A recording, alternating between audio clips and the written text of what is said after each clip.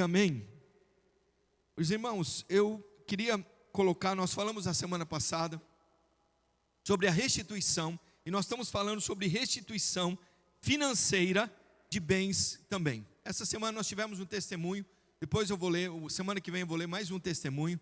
Um irmão que ele tinha saído da empresa 10 anos atrás, a mesma empresa chamou ele para o mesmo cargo, para o mesmo tempo, e a questão, acho que deve ter aumentado um bocadinho o salário, na realidade, em relação a isso. Então, quer dizer, nós começamos um ano de restituição.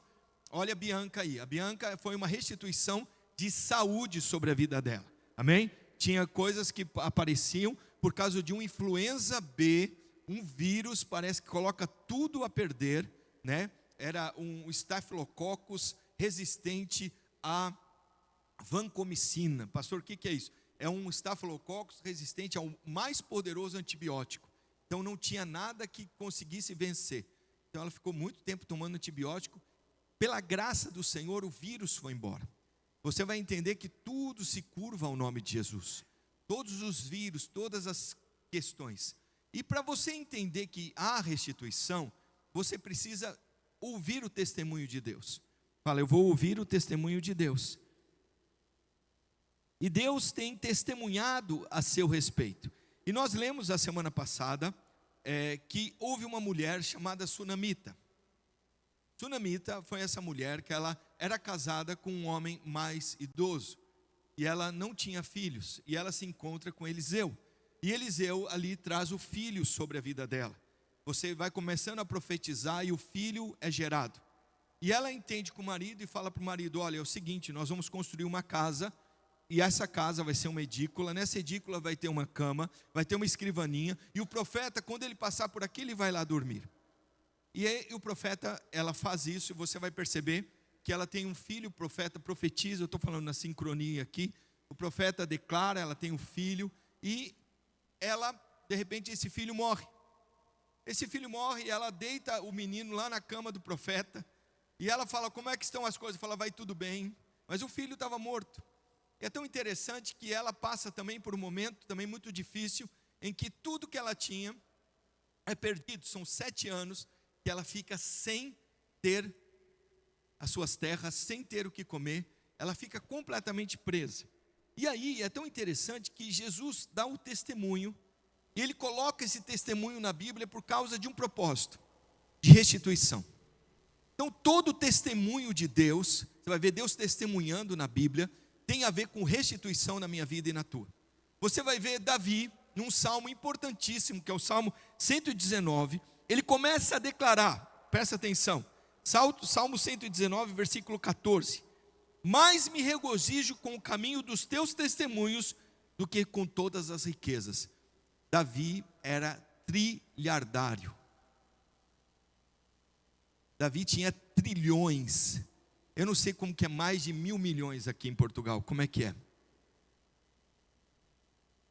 Como é que fala? Milhões é mil milhões, não é isso? Como que fala? É isso? Ele tinha mais de trilhões na época. E ele fala o seguinte, olha, presta atenção nisso. Mais me regozijo com o caminho dos teus testemunhos. O testemunho de Deus na minha vida e na tua, ele é extremamente importante. Presta atenção nisso. Salmo 119, versículo 31. Aos teus testemunhos me apego. Não permita, Senhor, que seja eu envergonhado. Nós não seremos envergonhados. Fala para quem está do seu lado. Você não será envergonhado. Eu me apego ao testemunho do Senhor. Olha aí, essa mulher não tinha filhos. Essa mulher não tinha como. Não tinha condições nenhuma, ela se apega ao testemunho. Então Davi está dizendo, eu me apego ao testemunho da Sunamita para continuar a minha vida. Eu me apego ao testemunho da Bianca para crer que tem cura. Eu me apego ao testemunho para crer que o Senhor está comigo. Então eu creio que o Senhor vai restituir.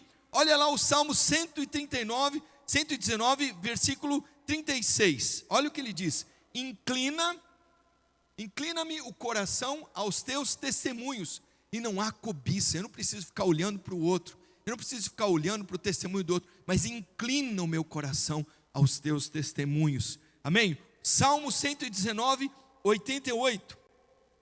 Vivifica-me segundo a tua misericórdia, e guardarei os testemunhos oriundos da tua boca. O Senhor já testemunhou a seu respeito. Tem testemunhos na Bíblia que Ele deixou só para você continuar e se apegar e continuar declarando. Quantos aqui creem nisso?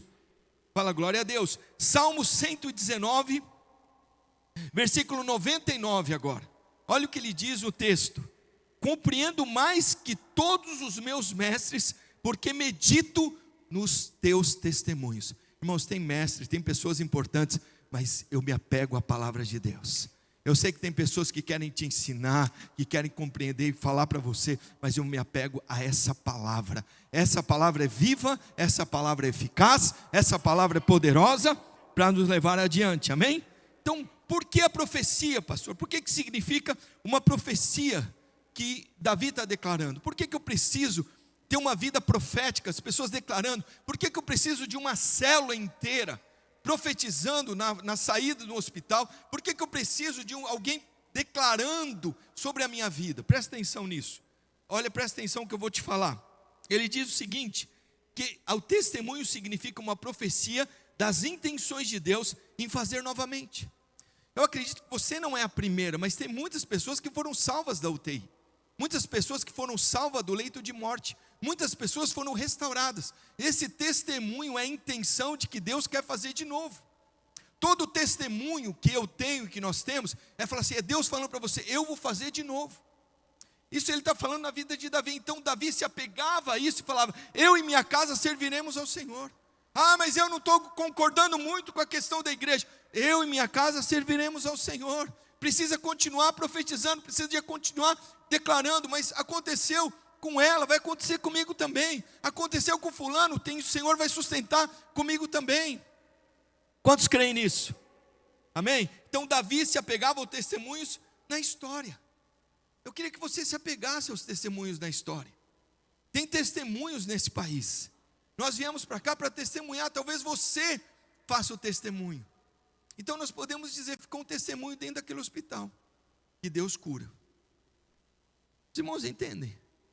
Então todo mundo que passava ali, falava, ficou um testemunho, a Bianca foi curada. Não foi antibiótico, não foram os recursos, nós entendemos que tudo isso é bom, mas o Senhor quis curar.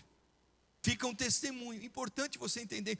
Então Davi, ele era trilhardário, tinha todas as posses, mas ele se apegava a esses testemunhos. Então a restituição começa a você se apegando a esses testemunhos, para você continuar e você clamar diante do Senhor, amém? Apocalipse 19, 10, olha o que diz. Vou falar bastante texto, você vai apontando os textos, por favor. Olha o que diz Apocalipse 19, 10. Olha o que diz aqui: prostrei-me ante os seus pés para adorá-lo. Ele porém me disse, vê, não faças isso, sou com o servo teu e dos teus irmãos, que mantém o testemunho de Jesus. Adora a Deus, pois o testemunho de Jesus é o espírito da profecia.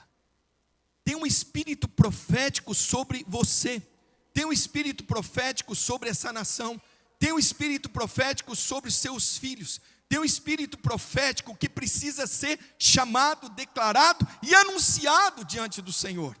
Nós precisamos, então Davi guardava isso. Jesus é o espírito profético sobre nós. Quantos creem nisso? Então quando falamos dos feitos de Jesus, estamos profetizando. Então quando você fala, ó, Jesus me salvou, feito de Jesus, estou profetizando.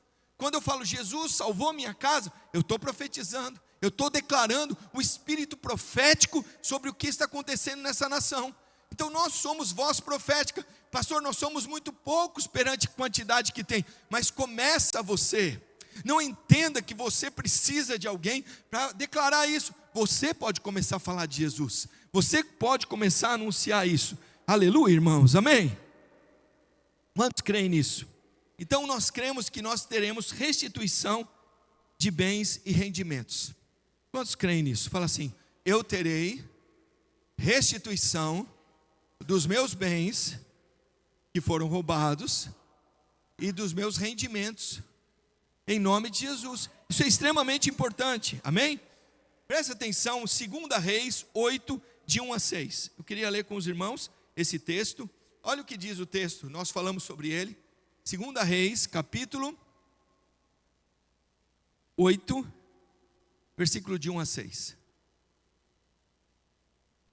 Olha o que diz: falou Eliseu àquela mulher cujo filho ele restaurara a vida. Olha a restauração da vida. Então Deus não vai falar, a primeira coisa que Deus restaurou de você que nasceu nessa terra foi a vida. Deus restaurou, Deus fez você nascer de novo. Você é nova criatura. Aonde está a vida? Em você, com você, você é nova criação. Então Deus restaurou a vida. Aí ele diz o seguinte: levanta-te, vai com os de tua casa e mora onde puderes, porque o Senhor chamou a fome, a qual virá sobre a terra por 7 anos. Então algo vai acontecer, mas eu estou chamando você, eu estou cuidando de você. Vai ter tribulações, vai ter aflições, mas eu vou levantar pessoas para cuidar de você. Eu vou levantar pessoas para estarem com você no meio da tribulação. Foi o que aconteceu com a célula. No meio de uma tribulação, no meio de uma aflição, Deus levanta irmãos de uma forma para orarem, para buscarem, para se colocarem. Então, para você ter uma ideia como funciona isso, é assim a vida da igreja. Enquanto o irmão estava precisando, tinha gente que levava marmita para o irmão enquanto ela estava internada. Levava marmita, pagava-se as contas, precisava de tudo, era tudo cercado. Isso é a vida da igreja. Isso é o que nós podemos, e nós podemos viver dessa forma. Isso ele estava dizendo para ela: olha, vai ter fome, mas nós precisamos estar unidos. Nós precisamos do espírito de profecia, para nós passarmos por tribulações e por aflições. Cuidado para você não fechar o seu coração, porque não aconteceu comigo, não foi desse jeito, as pessoas me desprezaram. Deixa eu dizer para você, entra no mesmo círculo da vida da igreja com o seu coração. Lembra que eu falei no início? Fé é fé do coração. Se tem um lugar que tem fé hoje, é o teu coração. E muitas vezes o seu coração se perde no meio das circunstâncias. Mas vamos para frente aqui. Olha o que diz ainda: levantou-se a mulher e fez segundo a palavra do homem de Deus. A palavra do profeta era como se nós buscássemos o próprio Deus naquela época. O próprio Deus era colocado aqui dessa forma. Saiu e de sua casa e habitou por 7 anos na terra dos filisteus. Os filisteus eram inimigos de Deus. Mas presta atenção no que vai acontecer. Ao cabo de 7 anos, a mulher voltou à terra dos filisteus e saiu a clamar ao rei pela casa e pelas suas terras. Presta atenção. Ora, o rei falava a Geazi, moço do homem de Deus, que era o servo de Eliseu, dizendo: conta-me, peço todas as grandes obras que Eliseu tem feito. Conta o testemunho, testemunha para mim tudo o que Deus tem feito na tua vida. Eu estava à mesa, sentado em casa, explicando: olha o que Deus tem feito por nós. Olha como Deus tem nos sustentado, guardado, protegido de todo o mal. Olha como Deus tem estado conosco nessa casa. A gente às vezes a gente não para testemunhar, a gente fica vendo só o que não acontece. Mas Deus está com você. Deus não desistiu de você. Deus está com você nessa terra. Ele está amparando você e sustentando você. Ele tem segurado você na palma das mãos. Ele não desistiu de estar com você. Quantos entendem isso? Olha o próximo. Contava ele ao rei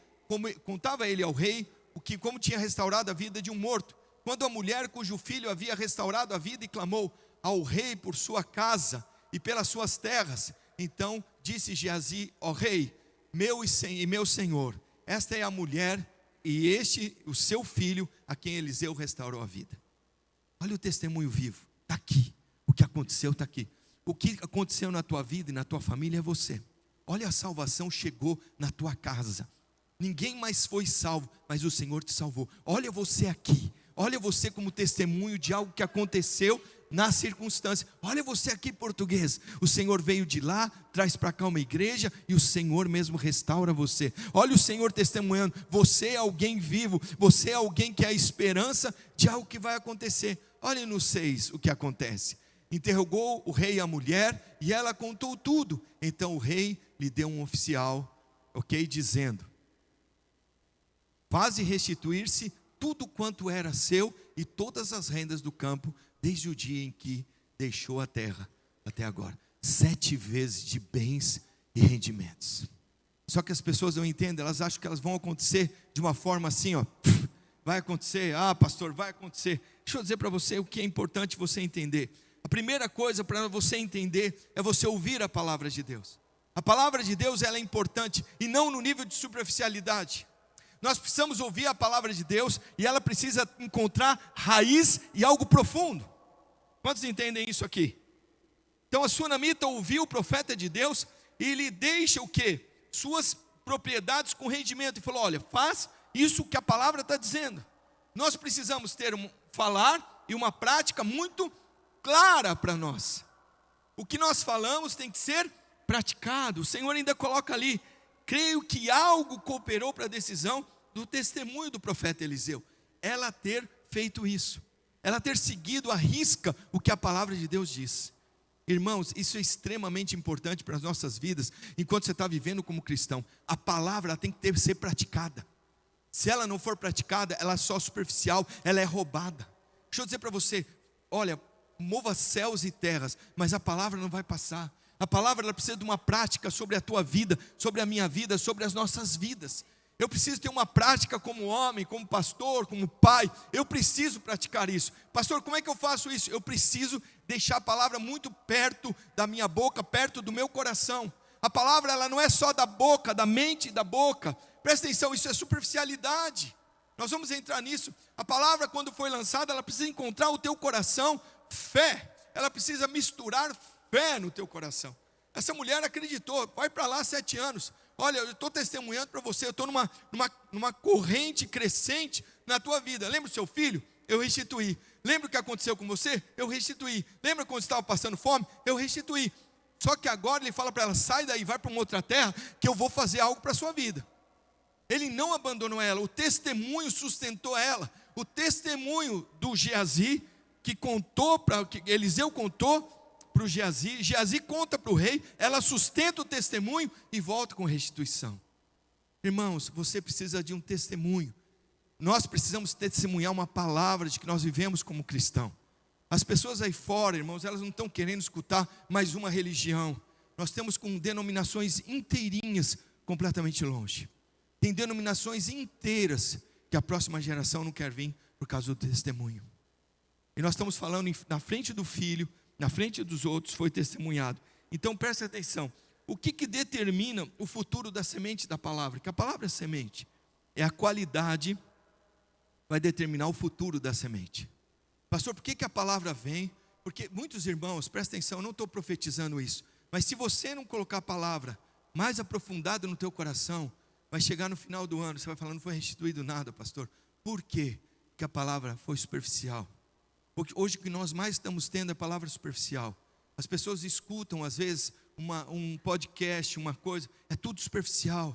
Você precisa ler a palavra e ouvir você lendo a palavra, para que essa palavra encontre lugar, essa semente entre no teu coração, de uma forma mais poderosa, de uma forma mais intensa. Presta atenção nisso. Hebreus, olha lá, Hebreus 4:2, na revista corrigida, se puder, RC. Olha o que diz aqui no texto, presta atenção nisso. Você vai perceber que as pessoas precisam encontrar isso.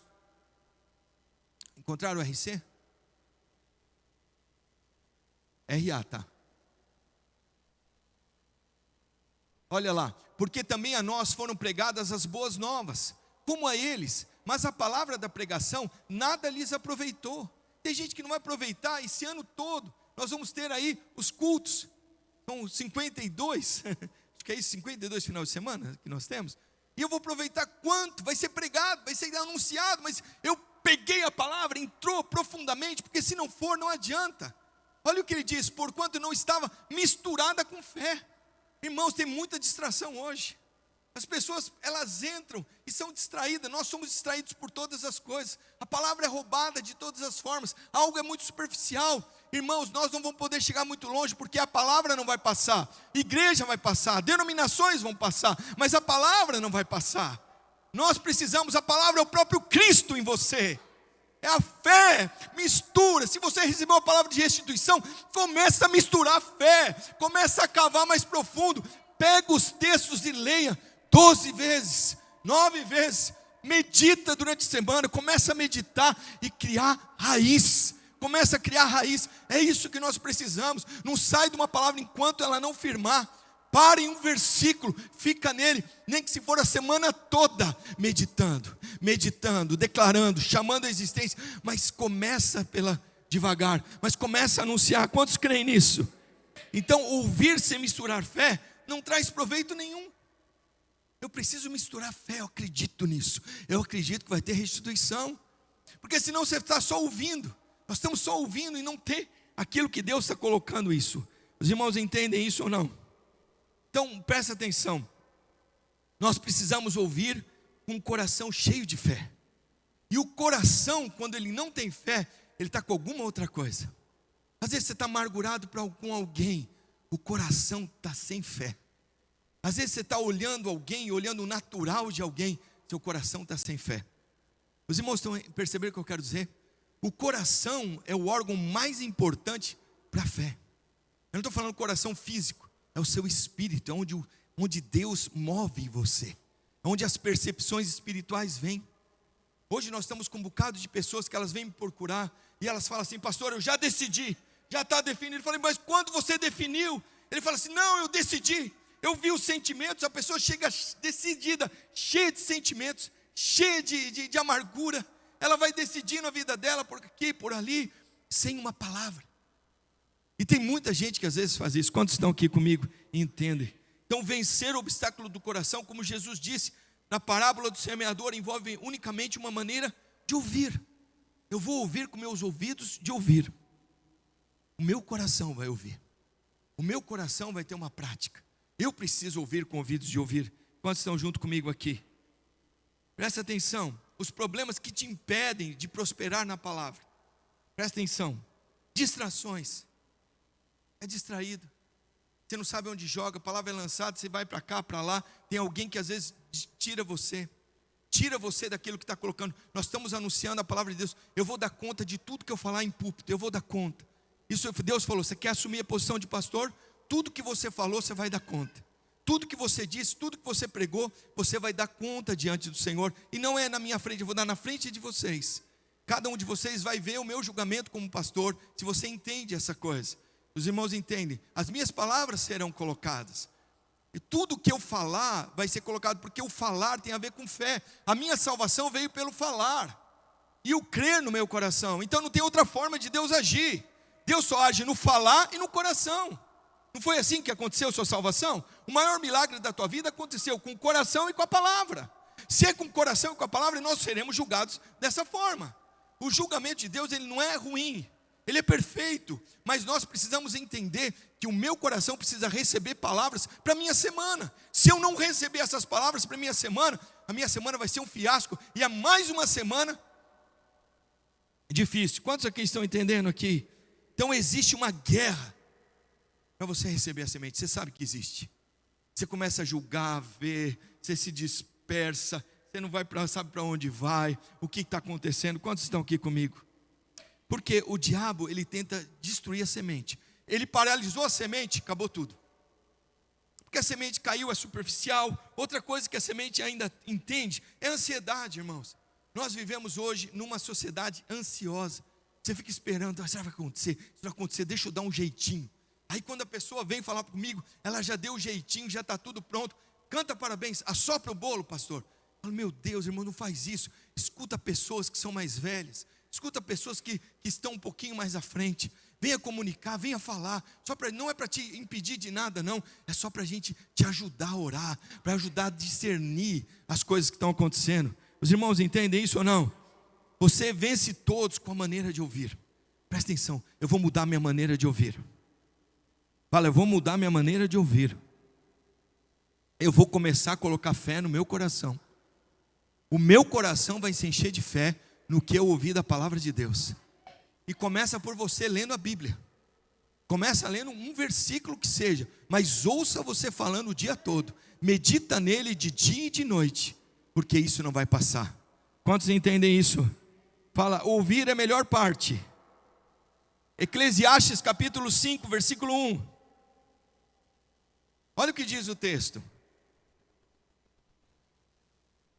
guarda o teu pé quando entrares na casa de Deus, inclina mais a ouvir do que oferecer a sacrifícios tolos. Tem gente que quer fazer, mas não para ouvir. Tem gente que já sai fazendo. Pastor, já foi chamado, vamos fazer. Deixa Deus falar com você. Deixa Deus falar no teu coração, irmão. Não entra, limpa o teu coração. Fala, Senhor, dá-me um coração igual ao teu, meu mestre. Fala, Senhor, limpa, perdoa, libera, né? Não guarda rancor, presta atenção. Fala, Senhor, eu preciso ouvir. Ele diz, para ouvir é melhor do que oferecer sacrifício a tolos, pois não sabem que fazem mal. Quantos aqui entendem? Apocalipse 2, 29. Olha o que diz o texto.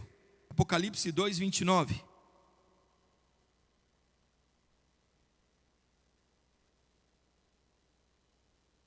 Quem tem ouvidos, ouça o que o Espírito está dizendo para nós. Somos a última igreja. O que o Senhor está falando para nós? O que o Senhor está curando, restaurando, restituindo? Ouça. Fala para quem está lá, ouça. Amém? Fala, ouça aí. Amém? Aleluia. 2 Timóteo 4,4, olha lá, olha o outro texto para você entender. A palavra de Deus, ela é poderosa, amém? Olha lá.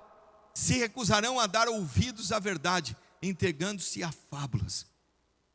Tudo que nós temos é verdade da palavra de Deus, amém? Então peça para Deus e dá um coração que ouve.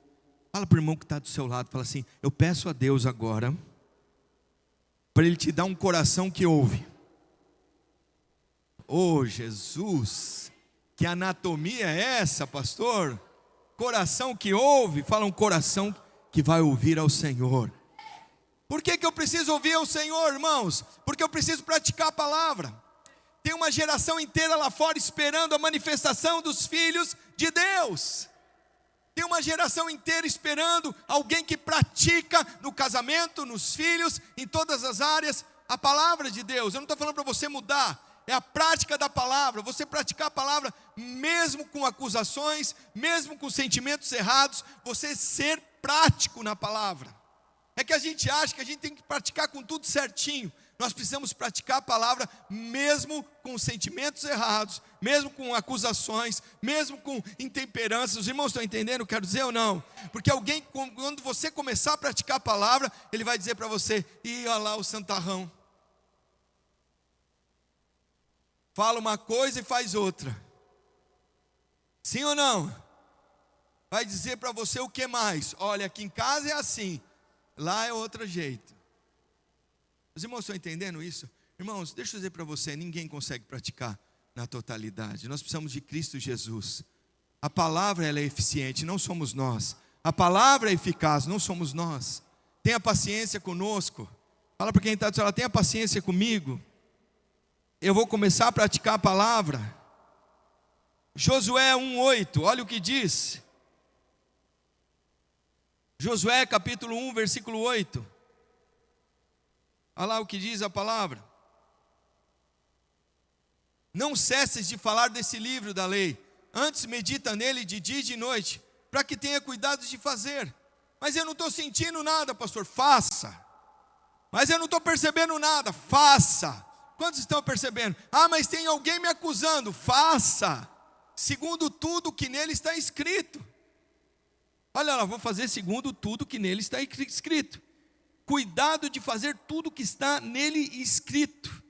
Então farás prosperar o teu caminho e serás bem-sucedido em tudo. Quantos estão comigo aqui? Josué tinha uma grande missão de levar o povo para a terra da promessa. Eu tenho uma missão nessa terra.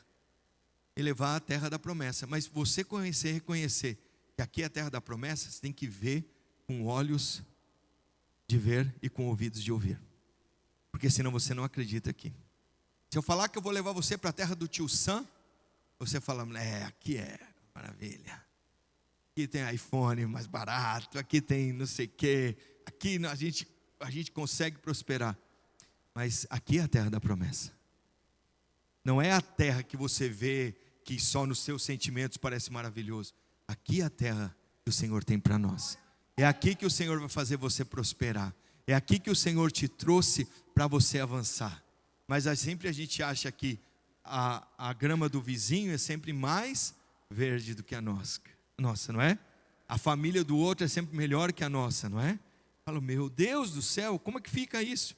Cuidado em fazer aqui, a palavra cuidado em fazer é chamar, guardar, vigiar e observar e prestar atenção.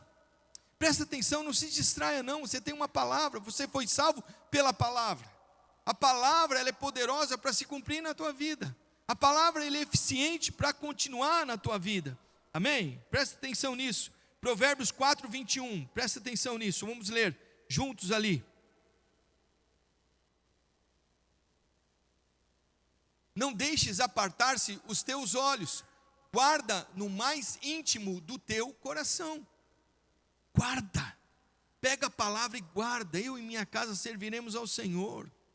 É uma promessa, agarra a promessa, creia. A palavra crer no coração, presta atenção, é como você agarrar uma promessa e não soltar mais, mesmo que você não veja. Amém? Em todas as coisas sou mais que vencedor por meio daquele que me amou. Eu sou mais que vencedor. Agarra essa promessa e vai para frente. Ah, pastor, como é que é isso?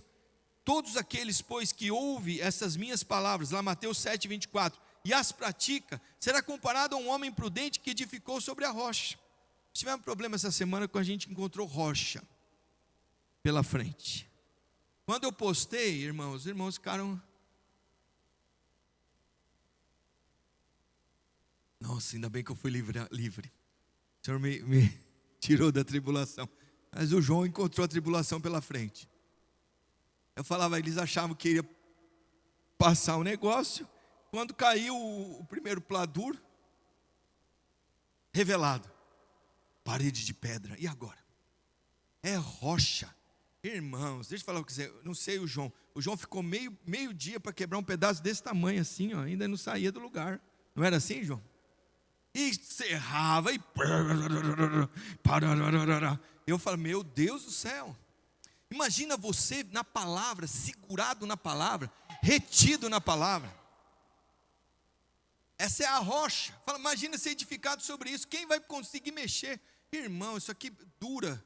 Eu não sei se é 1.000, 2.000, 3.000 anos. Isso aqui continua firme e ali naquele lugar.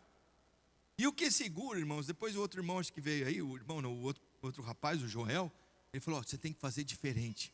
Pega as juntas das pedras e começa a tirar. Aí vai ficar um pouco mais fácil. Mas mesmo assim, irmãos, foi complicado. Você é chamado de pedra viva. Você está edificado de uma pedra do lado da outra. E as pedras todas se encaixavam. E o que às vezes que ligava uma pedra na outra era uma pedrinha pequena. Deus está falando para você, se edifica na igreja, fica na rocha, não sai fora. A igreja é a rocha. A igreja, quantos entendem isso aqui? A igreja é a rocha, é onde Cristo colocou.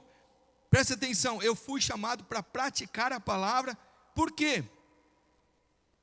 Eu não posso deixar. E eu quero advertir você aqui antes de terminar. Muitas pessoas deixam os pensamentos soltos, porque você não tem uma palavra. Então o seu pensamento durante o dia ele fica solto. Então você pensa em todas as coisas, seu pensamento vai acolá e volta acolá. Acho que o irmão está bravo comigo, acho que o irmão não sei o quê. Aí você pensa no outro, acho que vai dar errado. Seus pensamentos ficam soltos, presta atenção nisso. Imaginando e pensando coisas erradas, que Deus não pensou a seu respeito.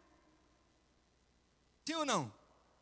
Qual que é a maior luta, Rodrigo, com você, para você ficar firme na fé? Você não ficou firme na fé o tempo todo. Qual foi a maior luta? Pensamento. É a maior área de batalha da mente. É onde o diabo tenta tirar com os pensamentos. São pensamentos que falam, não vai dar certo, não vai acontecer. É o caso, agora vai acabar, agora acaba, agora vai embora. Os irmãos estão entendendo o que eu quero dizer ou não? Deus está dizendo algo para você. Mantenha os seus pensamentos firmados na palavra de Deus.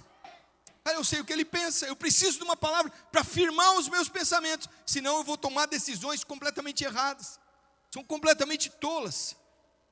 E ele diz isso para mim e para você. E aqui eu quero terminar com isso. Ok? Tinha mais um ponto, mas eu quero, tinha mais dois, mas eu quero terminar com isso. Ele coloca um filtro para você e para mim. Filipenses capítulo 4, versículo 8. Vamos ler ali? Esse filtro, para que serve um filtro? Para deixar passar algumas coisas e reteu outra, sim ou não? Sim ou não? Quem já filtrou aqui café? O que o café faz? Você passa o café ali, passa a água misturada ali com o pó, passa, mas reteve o quê? O pó. Os irmãos estão a perceber o que eu quero dizer? Então o Senhor colocou um filtro nesse versículo. Olha o que ele diz aqui: irmãos, tudo que é verdadeiro, se não é verdadeiro, e presta atenção nisso, uma errada, um questionamento errado desses, joga o pensamento fora. Se o pensamento for errado e não passar, não é verdade, joga fora. Os irmãos, entendem? O avião vai cair. Não é verdade, irmão. Você tem propósito ainda? Outro dia o irmão entrou comigo no avião e falou: pastor, se esse avião cair, eu falei: ó, eu estou aqui dentro. Ele falou: como assim? Você comanda Deus? Eu falei: não comando Deus, só estou falando para você que eu tenho propósito, tem coisa para fazer ainda, e o avião não vai cair. Então eu vou viajar sempre com o senhor. Eu falei: pode viajar. Se tiver problema, e quando for cair, ele vai me avisar. E falou: Caio, fala para você, porque o pessoal hoje está amedrontado. Os irmãos estão entendendo o que eu quero dizer? Eu não vou fazer nenhuma selfie colocando ali, só vou orar: Senhor, guarda o piloto, o copiloto, guarda toda a gente, guarda as mangueiras do avião, guarda a parte hidráulica, porque se o Senhor não guardar, em vão adianta, não adianta. Os irmãos percebem o que eu quero dizer ou não? Então, primeira coisa, tudo que é verdadeiro, fala, se não for verdadeiro, ó, já descarta. Seu filho vai se tornar algo, joga fora. Não é verdade? Lança fora. Vamos entender? Tudo que é respeitável, não tem respeito, joga fora. Outra coisa, tudo que é justo, não passou nesse filtro, joga fora. Tudo que é puro, não tem pureza, está misturado, joga fora, lança fora. Tudo que é amável, não tem o que é amável, sai fora. Não tem o amor de Cristo ali, joga, lança fora. Os irmãos estão entendendo? Tudo que é de boa fama, ó, e se alguma virtude há e algum louvor existe, seja isso que ocupe o vosso pensamento. É o que está dizendo. O teu pensamento tem que ser ocupado por isso. Ah, mas será que fulano está assim? Irmão, você não vai agradar todo mundo.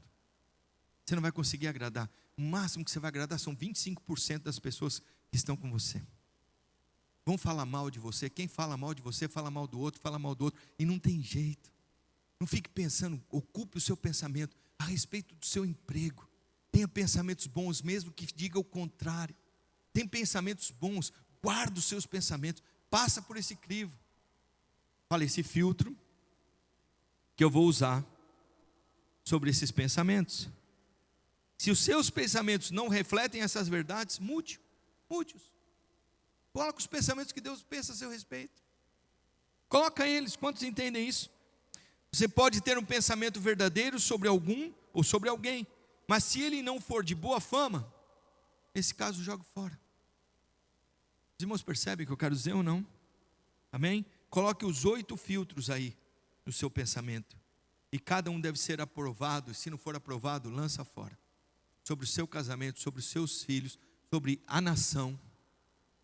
Cuidado com quem vem com pensamentos errados sobre a nação, sobre as circunstâncias. Cuidado, quantos aqui pensam? Ah, meus irmãos, só eu que penso? Você pensa? Pergunta para quem está do seu lado, você pensa? Fala muito, pastor, muito.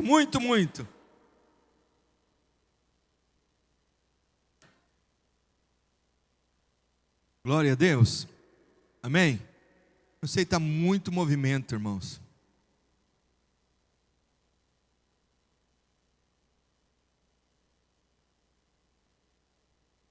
Amém? Eu queria que eu orasse por você. Cuidado com os seus pensamentos. Muito se é atrapalhado, você perde a fé por causa dos seus pensamentos. Porque o pensamento ele vai para o teu coração. Quem já teve pensamentos que foi para o coração? De repente você está como? Amargurado, depressivo, desistindo de tudo. E o Senhor quer cuidar de você.